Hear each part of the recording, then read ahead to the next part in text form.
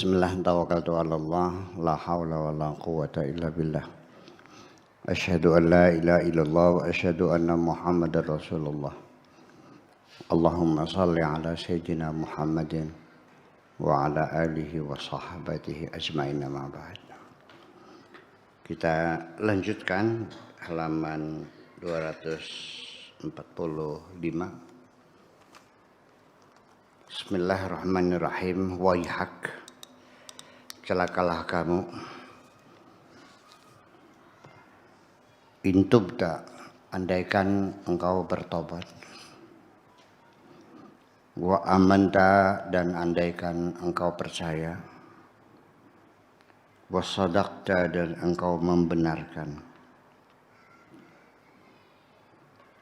Fa fi niyatika, maka di dalam niatmu yang baik itu, tajidul khaira, engkau akan menemukan kebaikan-kebaikan di dalamnya.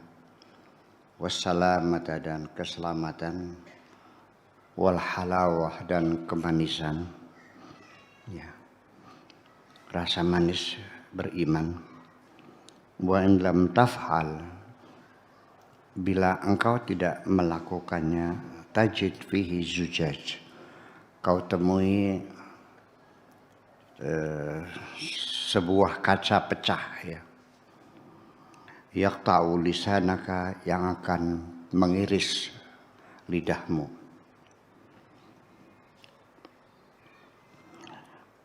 Walahwatika, dan main-mainmu, hawa nafsumu. Wakabidaka, dan jantungmu. Aqbil qauli, tolong terimalah ucapanku ini, kata-kataku ini. Fa ini, karena sesungguhnya aku, fi hibalika, di dalam tambang-tambangmu, ufattilu, aku menguntai, karena aku yang akan merajut hatimu itu. Maksudnya begitu. Aqbil, terimalah. La tu'anidni, jangan membangkang kepadaku. Fa'ish baini wa bainaka minal adawa, apalah artinya permusuhan antara aku dan kamu. Ana masjidun li sholatika, aku adalah masjid untuk sholatmu. Ini kata-kata majaz semua, Pak Tato, ya, kalimatnya dipahami sendiri saja. Wali izalati najasatika, dan aku yang akan membersihkan kotoranmu. Wa usahaka, dan kotoran-kotoranmu dan najis-najismu. Atruqu laka at-tariq, kutunjukkan kamu satu jalan. Wa ahdifu laka fiha at'am, dan juga kuserahkan kepadamu makanan. Wasyarab, dan minuman. Af'alu dzalika ma'aka, aku lakukan hal itu kepadamu. Wala uridu minka jazaan, dan aku tidak mengharapkan imbalan dari kamu. Semua yang aku lakukan sama sekali tidak ada keinginan di dalam hatiku untuk mengharapkan imbalan dari kamu.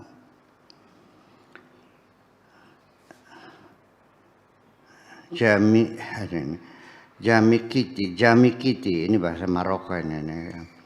Ala ghairika syughli khidmatan. Jadi artinya sikapku kepada orang, kepada selain kamu, syughli khidmatan, ya, khidmat talibin, sengaja untuk mengabdi kepada orang-orang yang sedang mencari lil haqqi, kebenaran. Sengaja apa yang kulakukan hanyalah sebagai pengabdian kepada orang-orang yang sedang mencari kebenaran. Azza wa Jalla, idza sahha talabuka lil haqqi, apabila permohonanmu itu betul kepada Allah Subhanahu wa taala azza wa jalla, ya, sukhirta li khidmatika au sakhartu li khidmatika, aku akan kerahkan segala kemampuanku untuk berkhidmat kepadamu. Qasadal abdu wa talabahu lil haqqi, maksud seorang hamba ketika meminta kepada Allah Subhanahu wa taala, kanatil asya kulluha musakharatan, semuanya akan diberikan kemudahan oleh Allah.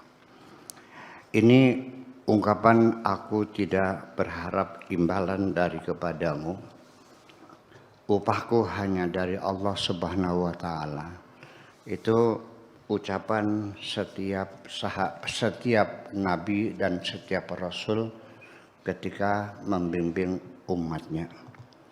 Inni lakum rasulun amin, aku ini adalah utusan Tuhan yang dipercaya. Fattaqullaha, maka bertakwalah kepada Allah. Wa ati'un, dan taatilah aku. Wa ma as'alukum alaihim min ajrin, aku tidak minta upah dari kamu. In ajriya illa ala rabbil alamin, upahku hanya dari Allah saja. Ini adalah ungkapan atau perkataan para nabi dan para rasul, para aulia, para solehin dalam berdakwah menyebarkan agama Islam di muka bumi ini. Jadi bukan sebatas tidak minta upah, bahkan mereka berkorban dengan segalanya, dengan hartanya, dengan pikirannya, dengan tenaganya, bahkan dengan nyawanya untuk menyampaikan agama kepada umatnya, hingga sampailah kepada kita. Yang perlu kita hayati adalah, jujur saja, Anda sekalian belum pernah melihat Tuhan secara fisik kan? Kayak apa bentuknya, bagaimana warnanya, bagaimana baunya, nggak bisa. Yang kedua, utusannya Nabi Muhammad nggak pernah ketemu kan? Sudah meninggal ya 1300 tahun yang lalu. Kita hanya mendengar namanya saja. Kita tidak pernah ketemu. Beliaunya ngomong Arab, kitanya ngomongnya bahasa Indonesia. Andaikan beliau hadir sekarang di sini dan berpidato di hadapan kita semua, dapat saya pastikan Anda tidak akan paham kok, karena bahasanya lain. Ya, tetapi kenapa kita jadi percaya? Padahal ketemu juga tidak. Ini kan satu hal yang tidak masuk di akal. Bagaimana engkau mempercayai sesuatu yang tidak pernah Anda jumpai? Katanya dan katanya dan katanya. Sebaliknya mereka orang-orang Arab, orang-orang Quraisy yang ada di Mekah yang hidup bersama Nabi, dan mereka bermain-main sejak kecil bersama Nabi, dan mereka melihat sendiri kejujuran Nabi, kesetiaan Nabi, kebaikan hati Nabi, dan semuanya mereka saksikan. Dan mereka menjulukinya Muhammad Al-Amin sebagai pemuda tersanjung. Ya, tempat kepercayaan semua orang. Tetapi mereka tidak percaya. Nabi Muhammad membuktikan di depan mata mereka bagaimana beliau memukul batu dan keluar airnya. Tetap tidak percaya. Sampai konon ceritanya membelah bulan. Kata Nabi, aku ini utusan Tuhan. Mereka tidak percaya dan mereka minta bukti. Mana buktinya? Nih bulan kubelah. Silakan buktikan. Nabi bertanya, kalau ternyata engkau melihat bulan terbelah, apakah nanti engkau percaya? Jawab mereka, belah saja dulu. Masalah percaya belakangan, belah aja dulu. Setelah bulan dibelah, mereka melihat, percaya enggak? 200 orang sedang kehausan, tidak ada air. Nabi memeras 1 ekor kambing kurus ya untuk minum 200 orang. Dan mereka kenyang semua. Setelah minum mereka apa atap di bahasa Indonesia? Sendawa. Sendawanya panjang-panjang lagi. Setelah mereka kenyang, percaya enggak? Jadi ini dua hal yang dua-duanya tidak masuk akal. Anda semua percaya juga enggak masuk akal. Mereka tidak percaya juga tidak masuk akal. Yang tahu sendiri, melihat sendiri, menyaksikan sendiri. Berbagai macam bukti kemujizatan mereka lihat tetap tidak percaya. Wasawa'un alaihim a'andartahum am lam tundirhum la yu'minun. Tetap tidak percaya. Karena memang dasarnya tidak mau percaya. Ini satu pertanyaan besar. Bahwa mungkinlah kalau orang lain tidak percaya. Malah keluarga Nabi sendiri. Paman-pamannya juga enggak percaya. Abu Jahal kan pamannya juga. Abu Thalib juga pamannya juga. Malah Abu Thalib sayang sama Nabi, membela Nabi. Sampai-sampai dia membela Nabi itu dengan ungkapan yang luar biasa. Sebelum engkau menyakiti Muhammad, langkahi dulu mayatku. Artinya dia membela betul-betul. Tapi suruh baca syahadat mau enggak? Enggak juga. Bayangkan. Ini kita mencoba merefleksi ke belakang. Sampai dalam keadaan Nabi itu melihat Abu Thalib dalam keadaan sakit, dibujuk, suruh baca syahadat, geleng kepala, dipeluk, geleng kepala, sampai dijilatin pusarnya, ngolok ya, membujuk, tetap tidak percaya. Gak usah. Sampai Nabi bersujud kepada Allah dan memohonkan hidayah kepada Allah. Ternyata jawaban Allah pasti dan tegas. Innaka la tahdi man ahbabta. Engkau tidak dapat memberikan hidayah kepada orang sekalipun sangat engkau cintai. Walakinnallaha yahdi may yasha. Allah akan memberikan hidayah kepada siapapun yang dikehendaki oleh Allah. Jadi kalau begitu, mereka tidak percaya juga atas kehendak Allah, kita juga percaya atas kehendak Allah, sekalipun tanpa bukti, tanpa dalil. Ini satu hal yang perlu kita hayati.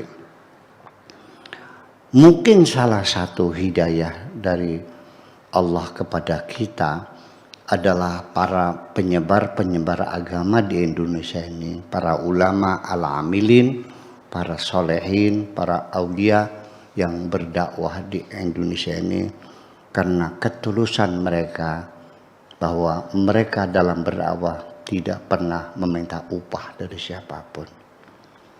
Jadi artinya kita masuk Islam melalui mereka yang hatinya tulus. Dan Islam kita sekarang adalah Islam yang di setting, yang di framing oleh mereka seperti ini.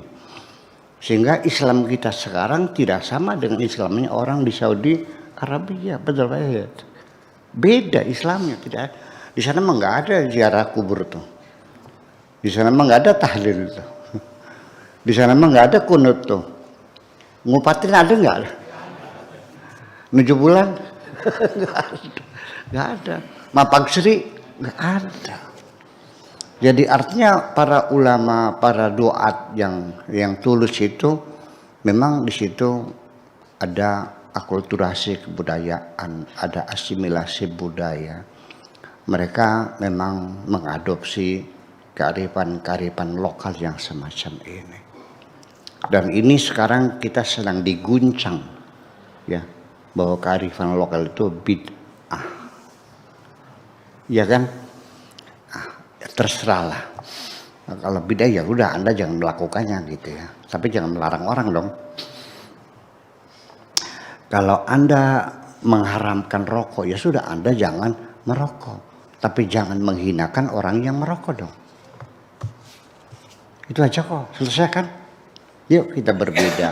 Nah, jadi artinya bahwa betapa besar jasa mereka. Dan saya ingin mengatakan bahwa mereka yang berdakwah untuk menyampaikan Islam kepada kita ini, mereka betul-betul tombok, ya. Tombok itu berkorban dengan hartanya, dengan pikirannya, dengan nyawanya. Dulu buyut saya berdakwah di Indramayu. Itu upaya untuk dibakar rumahnya itu berulang-ulang. Ya, mereka menghadapi pedang, menghadapi lemparan batu, penghinaan dan sebagainya. Tetap mereka bekerja dan boro-boro minta upah. Malah mereka mengeluarkan harta kain mereka untuk kita semuanya. Betapa hebatnya kan? Tapi sekarang ternyata para mubalik kita sekarang ini ketika diundang ceramah pasang tarif. Berapa tarifnya? 10 juta? 15 juta? Sabar apa ya tarifnya? Aja 15 juta. Bayangkan 15 juta. Jadi sejak zaman Syekh Abdul Qadir Al-Jailani abad ke-5 Hijriah mengulang kata-kata Nabi, aku tidak minta upah kepadamu. Tapi sekarang terbuka dan terang-terangan, aku minta upah kepada kamu. Dan nanti 15 juta itu DP dulu 5 juta, nanti yang 10 jutanya setelah. Pertanyaan saya kepada bapak-bapak semuanya, apakah kita wajib mendengarkan ceramah seorang mubalik yang pasang tarif? Ini pertanyaannya. Tidak wajib. Karena ini bukan orang menyampaikan kebenaran, tapi orang yang sedang menjalani profesi untuk mencari materi. Jadi nggak wajib mendengarkannya. Pertanyaan yang kedua, apakah baiknya mendengarkan atau tidak? Baiknya mana? Mendengarkan atau tidak? Mendengarkan, lumayan dapat ilmu. Iya, jangan ditinggal, didengerin aja kan. Anda kan sebagai undangan. Ada orang berceramah, ada ilmunya, ada qala ta'ala qala Rasul. Jadi baiknya didengarkan atau tinggal pulang. Yes. Duduk aja dengarkan, kan dapat ilmu gratis. Yang bayarkan tuan rumah. Nah itu. Ya. Jadi saya kira seperti itu saja. Dalam moderasi dalam beragama itu ya seperti itu. Kita nggak usah vulgar, ya dengerin aja kan, lumayan dapat ilmu kan gitu ya. Jadi artinya bahwa agama sekarang sudah menjadikan komoditas untuk mencari materi. Itu persoalannya. Jadi ketika mereka berceramah dan tidak mampu melakukan perubahan di masyarakat, itu sebabnya karena tidak ada ketulusan di dalam hati kita dalam menyampaikan kebenaran. Terima kasih. Terima kasih. Menarik apa yang disampaikan Buya Syakur pada kajian Qawatul Rabbani untuk hari ini, Minggu 17 Juli 2022. Dan sedikit catatan apa yang Buya sampaikan pada kali ini, bahwa jika engkau bertobat, percaya dan membenarkan dalam hatimu, dan kemudian menemukan kebenaran, keselamatan, dan juga kemanisan, tapi jika engkau tidak mengerjakannya, engkau seperti mendapatkan kaca yang pecah yang akan menggores lisanmu. Tuluslah atas segala imbalan-imbalan hanya karena Allah saja. Seperti halnya nabi-nabi Allah yang rela berkorban untuk umat.